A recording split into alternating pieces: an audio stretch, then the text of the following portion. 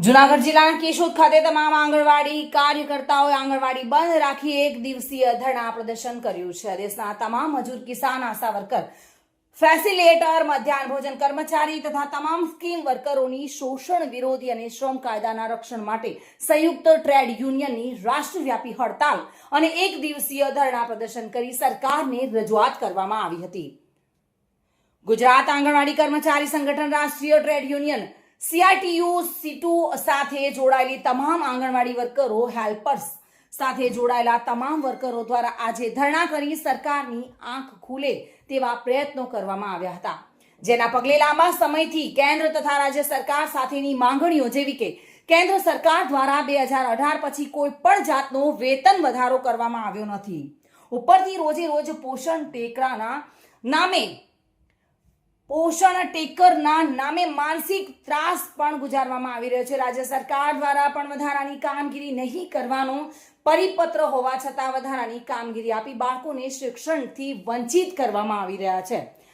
FRSની નામે લાભાર્થીના પોષણ અધિકારો છીનવી આંગણવાડી વર્કરોના વેતન કપાત કરવામાં આવી રહ્યા છે અને આ રીતે તમામ પ્રકારે અનહદ શોષણ થઈ રહ્યું છે। ત્યારે આખા દેશની આંગણવાડી વર્કર, હેલ્પર પોતાની માંગણી સાથે એક દિવસીય કામથી અળગા રહી વિરોધ પ્રદર્શન કરી રહ્યા છે। ત્યારે આ મુદ્દાઓ પર યોગ્ય કરવામાં નહીં આવે તો ઉગ્ર આંદોલનના માર્ગે જવા પણ તેઓ મજબૂર બનશે તેવી ચીમકી પણ ઉચ્ચારવામાં આવી છે।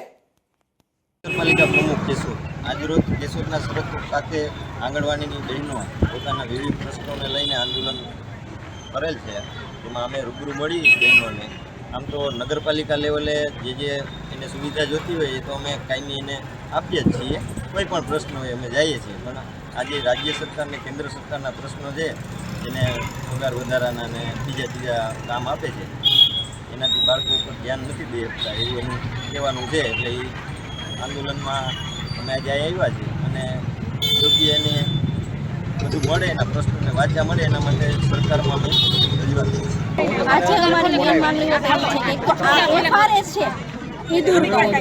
FRSમાં અમે કોઈ સંજોગોમાં પહોંચી વળીએ એમ નથી।